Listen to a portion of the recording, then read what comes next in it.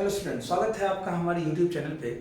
आज हम class 10th और 12th दोनों से related topic angle of deviation and condition for minimum deviation in prism पढ़ेंगे। तो माफ़ कीजिएगा, कुछ दिनों से मैं वीडियो नहीं डाल रहा था, 2-3 दिन से, बिकॉज मेरे हाथ की कंडीशन सही नहीं थी, चोट लग गए थे इस हाथ पे, क्योंकि मैं लिख नहीं पा रहा था, डेट्स वाई वीडियो नहीं बनाया, माफ़ कीजिएगा। आपसे वीडियो रेगुलर आप लोगों को मिलेगा।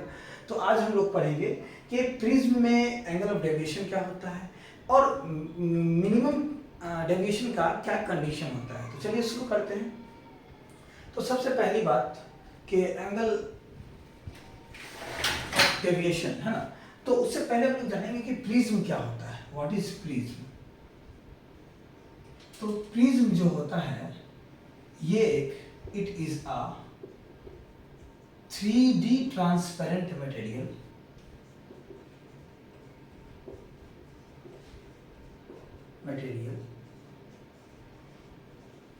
which is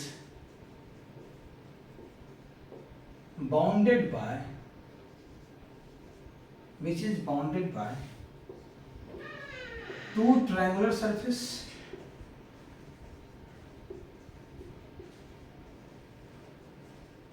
and three rectangular surface.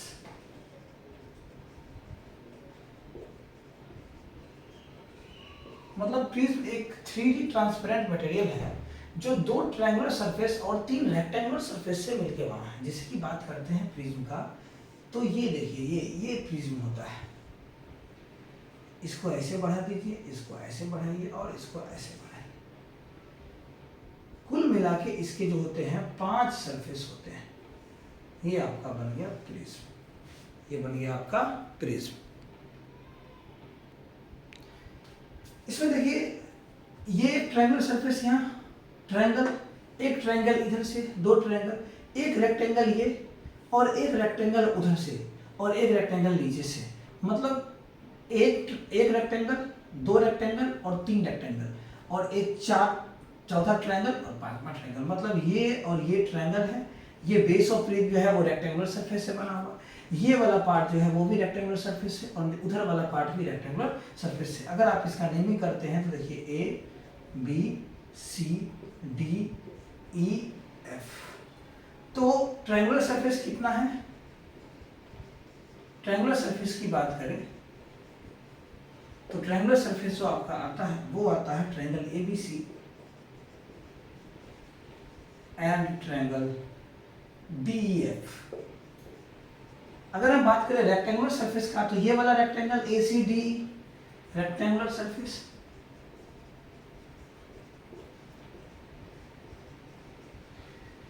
तो रेक्टेंगुलर सरफेस में कौन कौन आएगा आपका?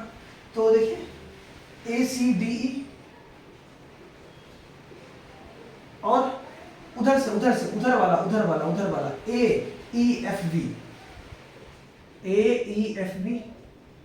And base of prism BCDF। ये हो गया आपका रेक्टेंगुलर सरफेस। ओके, अब एक्चुअल में जो होता है, बात करते हैं, ये जो एंगल है, इस एंगल को हम लोग बोलते हैं एंगल A। एंगल A को हम लोग बोलेंगे angle of prism,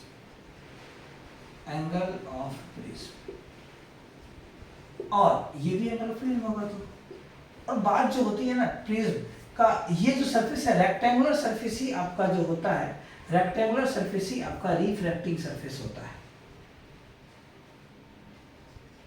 refracting surface होता है। कहने का मतलब क्या कि अगर मान लीजिए ऐसे प्रिज्म है आपका, ऐसे अगर प्रिज्म है, ऐसे करके प्रिज्म है, तो लाइट इस पे पड़ के इधर से आएगा। सॉरी अगर ये आपका प्रिज्म है, ये इस तरह से, यहाँ ट्रायंगुलर सरफेस, इधर ट्रायंगुलर सरफेस, तो लाइट जो आएगा इस सरफेस पे आएगा और इधर से निकल जाएगा। मतलब जो लाइट आता है वो रेक्टेंगुलर सरफेस से ही आता है। क्योंकि ये 3D है, तो आप ट्रायंगल से ऐसे दिखाइएगा कि ये प्रिज्म है, लाइट रेज कुछ आया कुछ इस तरह से और कुछ इधर से जाना था, लेकिन कुछ बेंड करके कुछ ऐसे आ गया, है ना। क्योंकि ये ट्रायंगुलर सरफेस पे हो नहीं रहा, एक्चुअल में इसके अंदर जो रेक्टेंगुलर सरफेस घुसा हुआ है उससे हो रहा है। क्योंकि 3D फिगर है तो बोर्ड पे बताना मुश्किल है, दैट्स व्हाई ये इस तरह से हो रहा है। बात समझ में?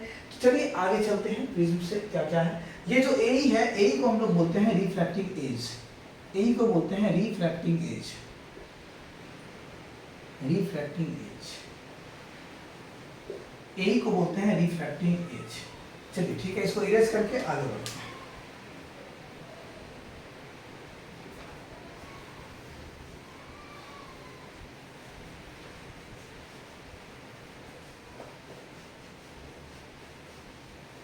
अब हम लोग बात करते हैं एंगल ऑफ डेविएशन क्या होता है। तो एंगल ऑफ डेविएशन जो है, ध्यान दीजिएगा, जैसे मान लीजिए कि एक प्रिज्म है,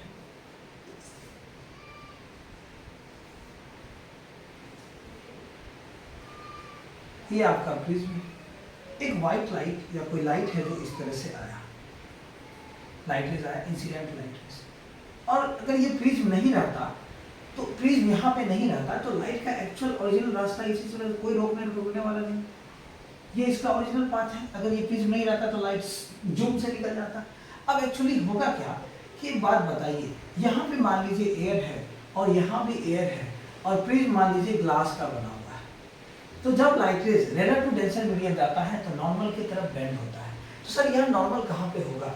तो इंक्लाइन सरफेस पे अगर नॉर्मल आपको ड्रॉ करना है तो कुछ इस तरह से होता है, ये नॉर्मल।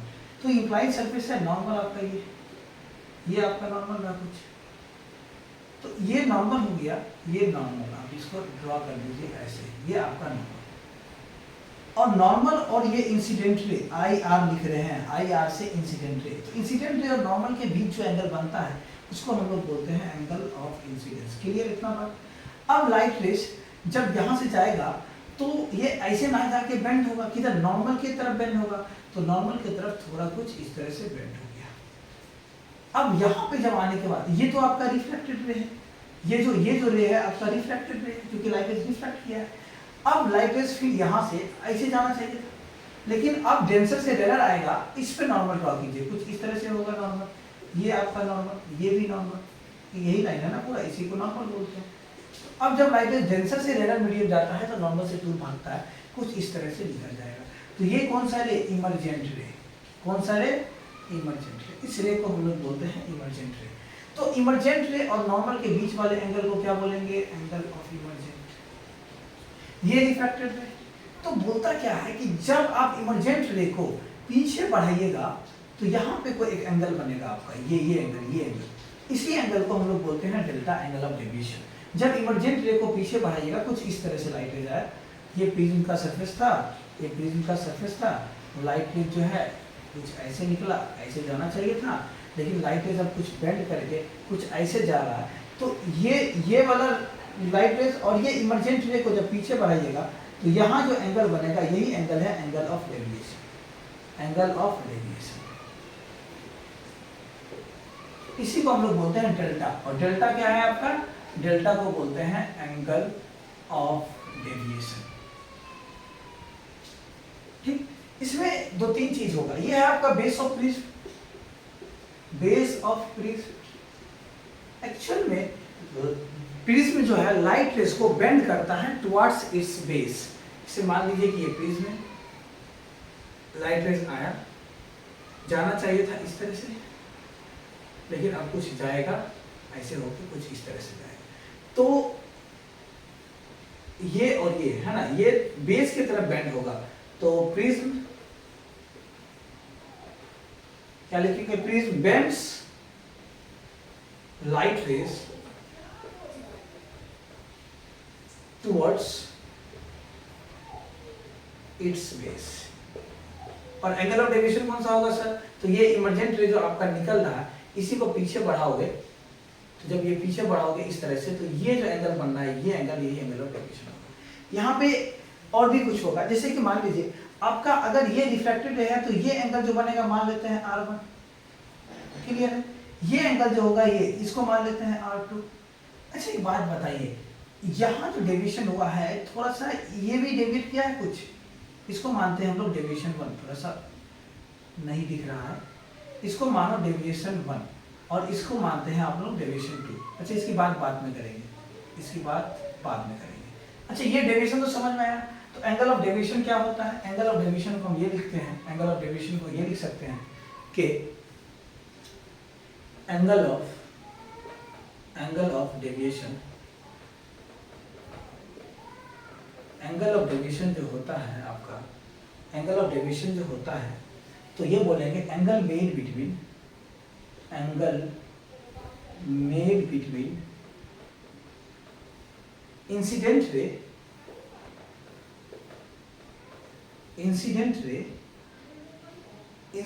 रे producing forward, incident ray producing forward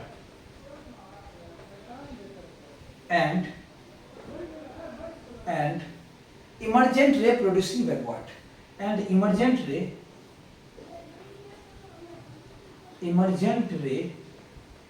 producing backward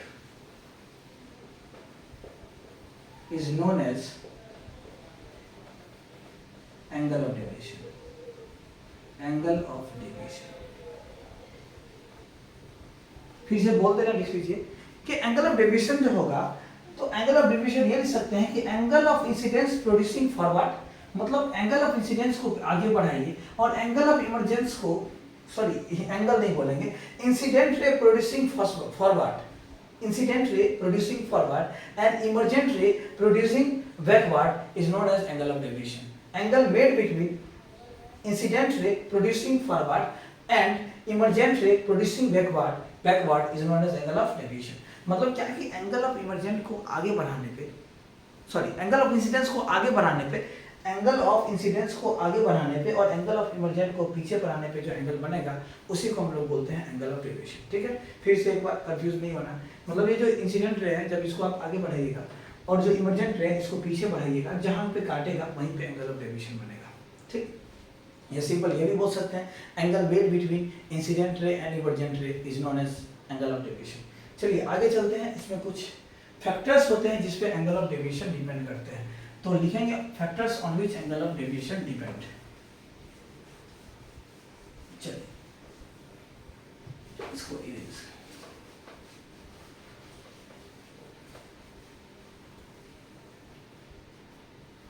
factors on which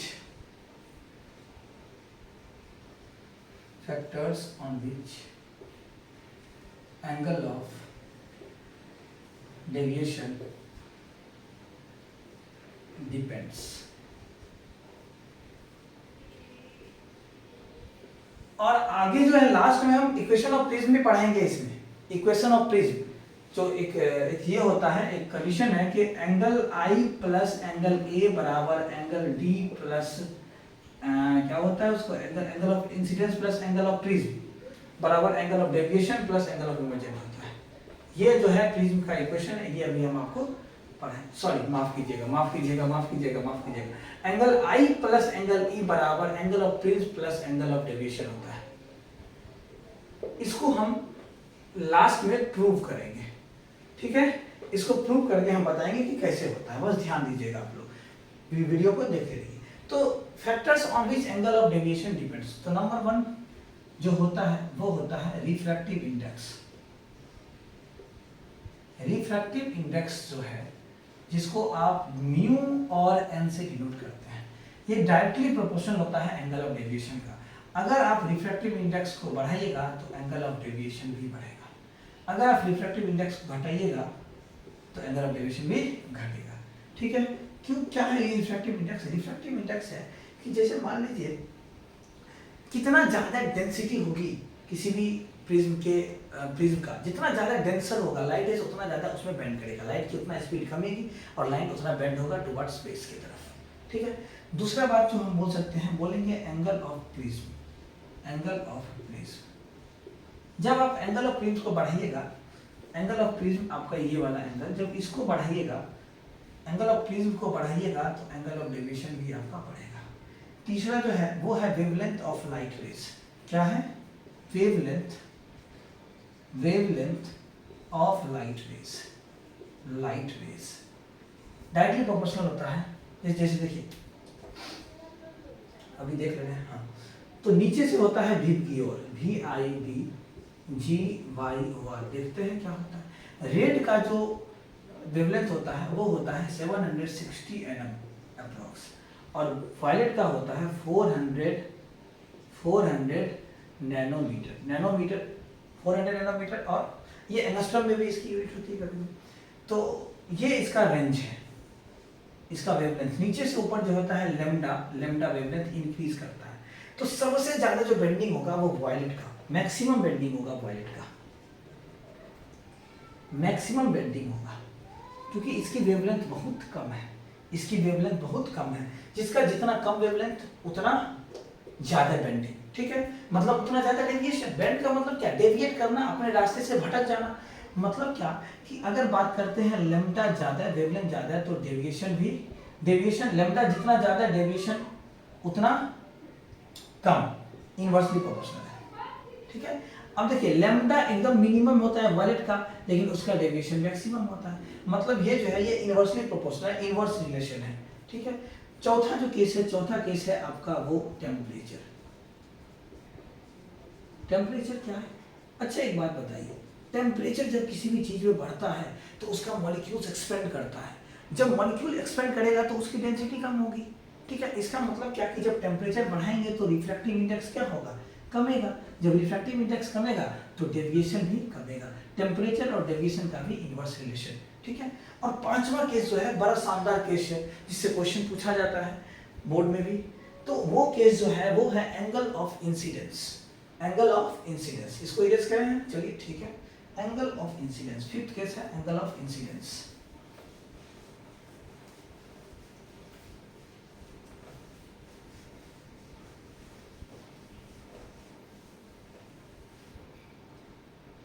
पांचवा केस है कि एंगल ऑफ इंसिडेंस, बोला क्या कि एंगल ऑफ इंसिडेंस को बढ़ाने से डेविएशन घटेगा, और फिर अगेन आप एंगल ऑफ इंसिडेंस बढ़ाएंगे तो डेविएशन बढ़ जाएगा। तो when angle of incidence is increases, angle of deviation it decreases. On further increasing angle of incidence, angle of deviation increases. मतलब पहले बढ़ाएंगे एंगल ऑफ इंसिडेंस तो एंगल ऑफ डेविएशन घटेगा, और फिर बढ़ाएंगे तो फिर बढ़ने लगेगा। कैसे, देखिए ग्राफ से बनाते हैं। यहाँ पे एंगल ऑफ डेविएशन रखिए इधर कुछ, और यहाँ कुछ एंगल ऑफ इंसिडेंस रखिए, क्लियर है। तो एंगल ऑफ इंसिडेंस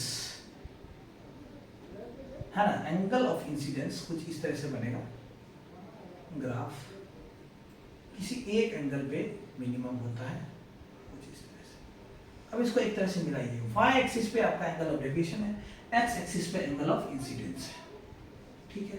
तो एंगल ऑफ इंसिडेंस देखिए कम है, एंगल ऑफ इंसिडेंस कम है, ठीक है। एंगल ऑफ डेविएशन सबसे ज्यादा है, एंगल ऑफ इंसिडेंस और कम है। तो एंगल ऑफ इंसिडेंस बढ़ा है तो एंगल ऑफ डेविएशन कम गया, ऐसे कुछ मिलाइए कुछ इस तरह से, ठीक है। अब यहाँ पे देखिए, यहाँ पे देख लीजिए कुछ, ये केवल एक ही एंगल पे होगा, उससे ज्यादा नहीं होगा, ये शार्प टर्न होगा यहाँ से बस एक एंगल पे। अब एंगल ऑफ इंसिडेंस बढ़ाएंगे, एंगल ऑफ डेविएशन भी बढ़ने लगा, एंगल ऑफ डेविएशन भी बढ़ने लगा, एंगल ऑफ डेविएशन भी बढ़ने लगा। तो जैसे मान लीजिए यहाँ पे एंगल ऑफ डेविएशन 20 डिग्री, यहाँ पे मान लीजिए 15 डिग्री, यहाँ पे मान लीजिए 10 डिग्री, ठीक है। यहाँ पे 0 डिग्री, यहाँ पे मान लीजिए क्या कि यहाँ ये है 5 डिग्री, ये 10 डिग्री, ये 20 डिग्री, ये 30 डिग्री। तो 5 डिग्री है एंगल ऑफ इंसिडेंस, तो एंगल ऑफ डेविएशन 20 डिग्री, ठीक है। 10 डिग्री एंगल ऑफ इंसिडेंस को बढ़ाए, एंगल ऑफ डेविएशन घटा, एंगल ऑफ इंसिडेंस को बढ़ाए, एंगल ऑफ डेविएशन, मतलब 5 पे 20 है तो अब 10 हुआ। जब एंगल ऑफ इंसिडेंस को 10 किए तो एंगल ऑफ डेविएशन 15 डिग्री हो गया, जब 20 किए तो 10 हो गया, जब 30 किए तो और कुछ कम गया, जैसे मान लीजिए 30 किए तो इधर मान लीजिए 5 डिग्री हो गया। मतलब क्या कि शुरू में जब एंगल ऑफ इंसिडेंस को बढ़ा रहे हैं एंगल ऑफ डेविएशन घट रहा है, उसके बाद जब एंगल ऑफ इंसिडेंस को बढ़ाए एंगल ऑफ डेविएशन बढ़ना शुरू हो गया। लेकिन एक बात है, ये जो 30 डिग्री है यहाँ पे एंगल ऑफ डेविएशन 30 डिग्री पे यहाँ पे मिनिमम है, मिनिमम डेविएशन मिनिमम। लेकिन एक बात याद रखिएगा, मिनिमम होगा तो किसी एक एंगल पे होगा, only at one angle, only at one angle. ये नहीं कि कुछ इस तरह से निकला, इस तरह से, और यहाँ पे भी कुछ यहाँ पे भी, यहाँ पे भी, यहाँ पे भी, तीनों जगह मिनिमम है। जैसे मान लीजिए 30 डिग्री पे भी, 25 डिग्री पे भी, 20 डिग्री पे मिनिमम है। ऐसा नहीं होगा, किसी एक या तो 30 पे, या तो 25 पे, या तो 20 पे, कुछ भी बोल सकते हैं एग्जांपल लेके। तो यहाँ हम 30 पे लिए हैं मिनिमम डेविएशन, तो बस 30 पे ही मिनिमम डेविएशन होगा। यहाँ पे आप 40 पे भी, 50 पे भी, 30 पे, कुछ पे भी हो सकता है, ये कोई जरूरी नहीं है। लेकिन फॉर एग्जाम्पल अगर 30 पे मिनिमम है तो 30 पे ही होगा, और मिनिमम कराने वाला ओनली एट वन एंगल होगा। ऐसा नहीं कि 30 पे भी और 20 पे भी, ऐसा नहीं है, क्योंकि कुछ इस तरह से टर्न लिया है, इस बस इसी एंगल पे 30 डिग्री होगा मिनिमम डेविएशन, बस। ठीक है, तो यही है पांचवा केस, पांचवा फैक्टर, कि पहले एंगल ऑफ इंसिडेंस बढ़ाइएगा तो एंगल ऑफ डेविएशन घटेगा, उसके बाद एंगल ऑफ इंसिडेंस बढ़ाइएगा तो एंगल ऑफ डेविएशन बढ़ने लगेगा। तो जैसे देख लीजिए कि मिनिमम डेविएशन का कुछ कंडीशंस होता है। कंडीशंस क्या, कि जैसे मान लीजिए कि एक प्रिज्म है आपके पास, लाइट रेज इंसिडेंट हुआ, ठीक है। अब लाइट रेज को जाना चाहिए था इस तरह से, क्योंकि प्रिज्म है तो ये लाइट रेज को बेंड करके कुछ इस तरह से भेजेगा, ठीक है, कुछ इस तरह से भेजेगा, यहाँ नॉर्मल और यहाँ नॉर्मल, तो ये नॉर्मल और ये नॉर्मल, ये जो एंगल बनाएगा इसको एंगल ऑफ इंसिडेंस बोलेंगे, और ये जो एंगल बनाएगा इसको एंगल ऑफ इमर्जेंस बोलेंगे। अब फॉर मिनिमम डेविएशन की अगर बात करते हैं, for minimum deviation, if we talking about minimum deviation, तो हम लोग को पता है कि minimum deviation only at one angle होता है। अगर हमको मिनिमम डेविएशन जानना है तो इधर मान लो देखें कि मान लेते हैं 20 डिग्री पे मिनिमम डेविएशन हो रहा है, जब इधर से लाइट रेज को देखें एंगल ऑफ इंसिडेंस 20 डिग्री है तो मिनिमम डेविएशन हो रहा है। और अगर एक बात बताइए, एक चीज होता है principle of reversibility of light.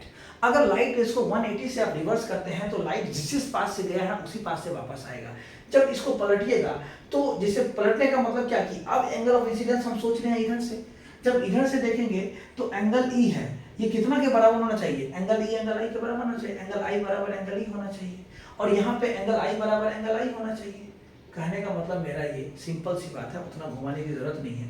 कहने का मतलब क्या, कि हम लोग को पता है कि मिनिमम डेविएशन बस एक एंगल पे होता है, ठीक है। अगर हम इधर से देखें तो हम मान लिए कि 20 डिग्री पे मेरा मिनिमम डेविएशन हो रहा है, कितना डिग्री पे, 20 डिग्री पे मेरा मिनिमम डेविएशन हो रहा है। तो जब हम लोग बात करेंगे principle of reversibility of light से, तो लाइट रेज को उलट देंगे, तो उलट लेंगे तो इधर से देखने का जो इंसिडेंट रे होगा वो इधर से आ जाएगा, जब उल्टेंगे तो इंसिडेंट इधर से आ जाएगा। जब हम देखेंगे तो हम देखें कि अगर ऐसा है यहाँ 30 डिग्री हो, यहाँ 20 डिग्री हो, तो मिनिमम डेविएशन हो रहा है, तो इधर 30 डिग्री मान लीजिए अगर होगा और उधर 20 डिग्री होगा, तो क्या पॉसिबल है? क्यों? क्योंकि मिनिमम डेविएशन बस एक ही एंगल पे होता है, उधर 20 डिग्री इधर 30 डिग्री नहीं, सिर्फ एक एंगल पे, या तो 20 या तो 30। तो ये साफ गलत होगा। अगर उधर 20 तो इधर भी 20 होना इम्पॉसिबल है, क्योंकि minimum deviation only at one angle होता है, दो एंगल पे नहीं होता है। तो ये 20 तो ये भी 20। इस केस में इसका मतलब ये कि एंगल आई जितना होगा उतना एंगल ई होगा, एंगल आई जितना होगा उतना एंगल ई होगा। तो ये बोलेंगे एंगल आई बराबर एंगल ई, पहला केस है ना। फॉर मिनिमम डेविएशन जो होता है, कंडीशन फॉर मिनिमम डेविएशन,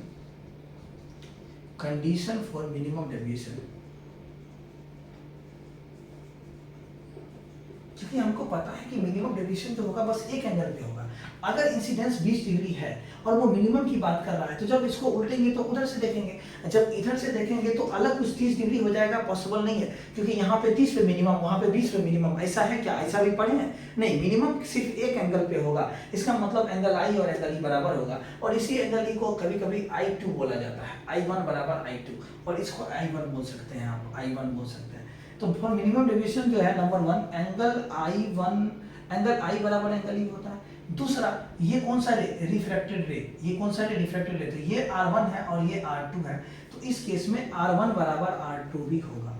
और दूसरा क्या है, अगर हम बात करते हैं रेगुलर प्रिज्म का, तो एक बात देखिए, ये 60 डिग्री, ये भी 60 डिग्री और ये भी 60 डिग्री, ठीक है। लाइट रेज आया, कुछ इस तरह से निकला, ये इंसिडेंट, ये आपका रिफ्रैक्टेड रे, ये नॉर्मल और ये नॉर्मल। तो ये R1 है और ये R2 है, तो R1 बराबर R2, तो ये एंगल और ये भी एंगल बराबर, ठीक है। ये 60, ये 60, ये 60, तो आपका ये भी 60 डिग्री और ये भी 60 डिग्री, है ना। कहने का मतलब क्या, कि ये एंगल बराबर ये एंगल और ये एंगल बराबर ये एंगल। तो कहने का मतलब ये reflected ray base of prism का क्या होता है? पैरेलल होता है। सेकंड क्या होगा कि reflected ray parallel to base of prism, base of prism. ये कंडीशन है, ये कंडीशन पूछा जाता है एग्जाम में कि क्या कंडीशन है मिनिमम डेविएशन के लिए, तो I बराबर E होगा, R1 बराबर R2 होगा, और रिफ्रैक्टेड रे जो होगा वो पैरेलल होगा बेस ऑफ प्रिज्म का। जैसे कि मान लीजिए कौन सा रिफ्रैक्टेड रे बाबू, ये वाला रिफ्रैक्टेड रे, ये वाला, ये और ये पैरेलल होगा, ये और ये पैरेलल होगा, ये दूसरा कंडीशन है। चलिए अब हम लोग बात करते हैं इक्वेशन ऑफ प्रिज्म का, ध्यान से देखिएगा, ठीक है। इसको इरेज करते हैं, 5वां केस भी पढ़ लिए। अब बात करेंगे इक्वेशन ऑफ प्रिज्म है क्या ये, तो बड़ा शानदार रिलेशन है, उसको प्रूफ करके देखते हैं, और इसमें बहुत दूर तक भी जा सकते हैं हम लोग। देखिए, देखते हैं, कोशिश करते हैं। तो हम लोग को पता है कि अगर मान लीजिए ये प्रिज्म है आपका, थोड़ा बड़ा बनाते हैं, छोटा में दिखता नहीं होगा आप लोग को, थोड़ा सा दिक्कत है, कोई बात नहीं। ये एंगल ऑफ प्रिज्म है, क्लियर। लाइट रेज आया, लाइट रेज अगर प्रिज्म नहीं होगा तो ये इसकी एक्चुअल पोजीशन, ओरिजिनल पोजीशन। अब लाइट रेज होगा क्या एक्चुअली में, यहाँ पे नॉर्मल ड्रॉ करेंगे तो ये एंगल ऑफ इंसिडेंस बनाएगा, क्योंकि ये इंसिडेंट रे है, ठीक। अब light rays rarer to denser जाएगा तो नॉर्मल की तरफ बेंड होगा, ये नॉर्मल है तो इधर कुछ बेंड होगा, कुछ इस तरह से। अब लाइट रेज को जाना चाहिए था इस तरह से, क्योंकि अब फिर यहाँ एक नॉर्मल ड्रॉ होगा, और जब ये नॉर्मल होगा तो अवे फ्रॉम नॉर्मल भागेगा एक्चुअल पोजीशन से। ये emergent ray, emergent ray, emergent ray ER, emergent ray, ये इंसिडेंट रे IR, ठीक है। तो ये जो एंगल है, ये नॉर्मल और इमरजेंट रे के बीच एंगल E बनाएगा, क्लियर। अच्छा, ये रिफ्लेक्टेड रे है, तो इसको हम लोग क्या R1 और R2 लिख सकते हैं, ये एंगल, ये एंगल। अब एक बात बताइए, यही ना इमरजेंट रे को जब पीछे बढ़ाइएगा तो आपका ये जो बनेगा, ये एंगल ऑफ डेविएशन डेल्टा। तो इसको मान लीजिए कुछ यहाँ पे, कुछ ये ट्रायंगल को बाहर निकालते हैं, ठीक है, निकालते हैं, निकालते हैं, निकालते हैं। ये वाला ट्रायंगल को आप बाहर निकालिए, यहाँ से एक रूल लिख लेगा हम लोग का, एक कंडीशन, एक इक्वेशन निकालेंगे, कुछ इस तरह से है ट्रायंगल, ये इमरजेंट रे गया है, कुछ इस तरह से है, और ये कुछ इस तरह से है, और ये इमरजेंट रे आपका। तो यही ट्रायंगल बाहर निकला, देखिए ध्यान दीजिए, ये ट्रायंगल बाहर निकाले हैं, ये वाला, ये वाला, ये उधर डेविएशन, ये डेविएशन, ठीक है। अच्छा, लाइट रेज अपने रास्ता से यहाँ ऐसे जाना चाहिए था, यहाँ पे थोड़ा भटका, तो क्या इसको हम लोग डेविएशन 1 बोल रहे, और यहाँ पे भी भटका है, यहाँ पे भी कुछ भटका है, तो इसको क्या डेविएशन 2 बोले। तो इसको आप डेविएशन 1 बोलिए, इसको आप डेविएशन 2 बोलिए, तो कुल मिला के ये डेविएशन क्या होगा, ये डेविएशन जो होगा क्या डेविएशन 1 प्लस डेविएशन 2 होगा। इसको इक्वेशन फर्स्ट मानिए, क्यों, क्योंकि एक्सटीरियर प्रॉपर्टी ऑफ ट्रायंगल, एक बाहरी एंगल का जो सम होता है वो 2 अपोजिट इंटीरियर के बराबर होता है। तो जो एंगल ऑफ डेविएशन होगा वो डेविएशन 1 प्लस डेविएशन 2 होगा, और total deviation deviation 1 plus deviation 2 मिला के टोटल डेविएशन आएगा। इतना बात समझ में आई, क्लियर है। चलिए अब बात करते हैं हम लोग, जिसे मान लीजिए ये प्रिज्म है, ये प्रिज्म है PQR प्रिज्म है, क्या है प्रिज्म, PQR एक प्रिज्म है मेरा। तो यहाँ पे जो होगा एंगल P प्लस, यहाँ से लिखते हैं, उधर लिखते हैं, चलिए angle P plus angle Q plus angle R बराबर कितना 180 डिग्री होगा, एंगल 180 डिग्री। अच्छा, यहाँ से एक और रिलेशन, एंगल ऑफ इंसिडेंस कितना के बराबर होगा, तो जो एंगल ऑफ इंसिडेंस आपका होगा, ये इमरजेंट रे है, जो आपका एंगल ऑफ इंसिडेंस होगा ना भाई, एंगल ऑफ इंसिडेंस देखो, ये पूरा और ये पूरा वर्टिकली अपोजिट एंगल होगा, तो एंगल ऑफ इंसिडेंस पूरा R1 प्लस डेविएशन 1 के बराबर होगा, R1 प्लस डेविएशन 1 के बराबर। उसी तरह से अगर बात करते हैं हम लोग एंगल ऑफ, अच्छा डेविएशन 1 क्या हो जाएगा, तो यहाँ से डेविएशन 1 हो जाएगा आपका I माइनस R1, क्लियर ये बात है ना, डेविएशन 1 बराबर है। अच्छा, एंगल ऑफ इमरजेंट कितना के बराबर होगा, तो एंगल ऑफ इमरजेंट जो होगा आपका, एंगल ऑफ इमरजेंट ये पूरा एंगल के बराबर, मतलब क्या कि R2 प्लस डेविएशन 2, तो डेविएशन 2 अगर हम निकालना चाहें यहाँ से तो क्या होगा, एंगल E माइनस R2। ये सब इंफॉर्मेशन याद रखिएगा, ठीक है। यहाँ से मतलब क्या कि डेविएशन I जो होगा वो R1 प्लस डेविएशन 1 के बराबर होगा, तो डेविएशन 1 निकाल लिए। एंगल E जो होगा ये डेविएशन 1 प्लस R2 के बराबर होगा, तो डेविएशन 1 प्लस R2 मतलब डेविएशन 2 निकाले तो angle of E minus angle of E minus R2 होगा, ठीक। अब यहाँ की बात करते हैं, angle P plus angle Q plus angle R बराबर 180 डिग्री। तो एंगल P कितना के बराबर है? एंगल A के बराबर। लिख लीजिए एंगल A क्या? एंगल ऑफ प्रिज्म आपका, प्लस एंगल Q क्या होगा? तो एंगल Q जो होगा आपका, इसको नहीं मानिए Q, सॉरी यहाँ पे नहीं, इसको मानिए, ये ऊपर वाला ट्रायंगल, इसको Q मानिए और इसको R मानिए। ये ऊपर वाले ट्रायंगल की बात कर रहे हैं, ऊपर वाले ट्रायंगल की कुछ इस तरह से बनाया, ध्यान दीजिए। एंगल Q यहाँ पे है, कैसा है देखिए, कुछ ये इस तरह से है और यहाँ पे कुछ डेविएशन बन गया है और यहाँ पे एक लाइन गया है जो आपका यहाँ से टोटल यहाँ तक 90 डिग्री बनाता है। हमको Q कहाँ से कहाँ तक है, तो आपका जो Q है वो कुछ इस तरह के यहाँ से यहाँ तक है, मतलब यहाँ से यहाँ तक 90 और Q यहाँ से यहाँ तक है। तो क्या यहाँ से यहाँ तक क्या होगा? टोटल 90 माइनस, अगर ये एंगल को R1 है ये, तो टोटल 90 माइनस R1 कर दे तो ये एंगल नहीं बचेगा। ये एंगल देखिए भैया, टोटल यहाँ से यहाँ तक 90 डिग्री और यहाँ से यहाँ तक 90 डिग्री है और यहाँ से यहाँ तक Q है, तो ये R1 ना ज़्यादा है 90 डिग्री से, तो ये R1 को हटा देंगे तो ये एंगल Q हो जाएगा। तो Q बराबर क्या होगा? Q यहाँ से यहाँ तक, बस यहाँ से यहाँ तक, तो यहाँ से यहाँ तक है, यहाँ से यहाँ तक तो 90 है, तो 90 माइनस R1, तो एंगल Q क्या हो जाएगा? 90 माइनस R1, 90 माइनस R1, ठीक, 90 minus R1, okay. Plus angle R क्या होगा आपका? वही देख लीजिए एंगल R, ये पूरा यहाँ से यहाँ तक, तो R2 ज्यादा हो रहा है, यहाँ से यहाँ तक नॉर्मल तक 90 डिग्री, तो 90 माइनस R2, 90 माइनस R2 बराबर 180 डिग्री, ठीक है। तो इसको खोलिए, angle A plus 90 minus R1 plus 90 minus R2 बराबर 180 डिग्री। अब ये 180 खत्म हो जाएगा, 180 ये 90 तो 90 प्लस 90 180 खत्म हो जाएगा। कहने का मतलब एंगल A जो आएगा वो R1 माइनस में हो जाएगा R1 प्लस में प्लस R2, मतलब एंगल ऑफ जो प्रिज्म आएगा वो R1 प्लस R2 के बराबर आएगा। ये रिलेशन निकल गया। अब हम लोग इक्वेशन फर्स्ट को आगे लेके चलते हैं, इक्वेशन फर्स्ट को हम लोग आगे लेके चलते हैं, तो इसको इरेज करते हैं। इक्वेशन फर्स्ट क्या है मेरा? डेविएशन, इसको कॉपी कर लीजिए आप, टोटल डेविएशन बराबर deviation 1 plus deviation 2, total deviation बराबर डेविएशन 1 प्लस डेविएशन 2, इसको इरेज कर देना है आप।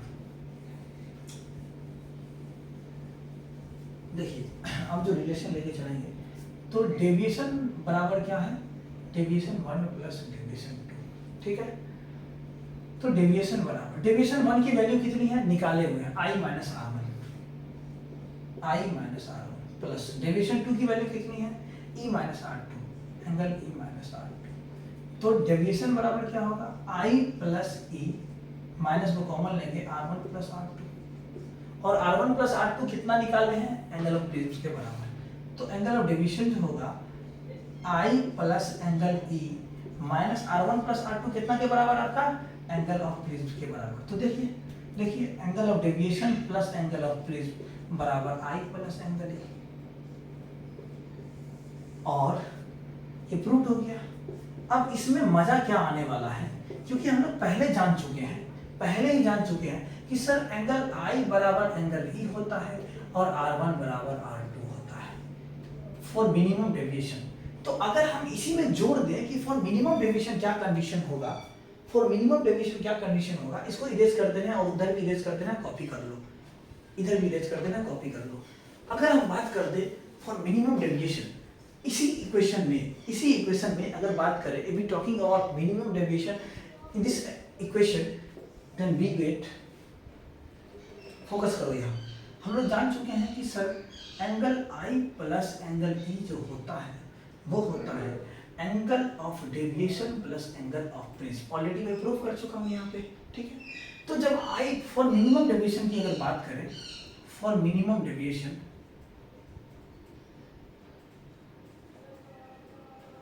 तो क्या होगा भाई कि ये I जो है एंगल I लिखते हैं, क्या एंगल E को एंगल I नहीं लिख सकते हैं? क्योंकि एंगल I बराबर ही है, आराम से बराबर डेविएशन प्लस एंगल E होगा।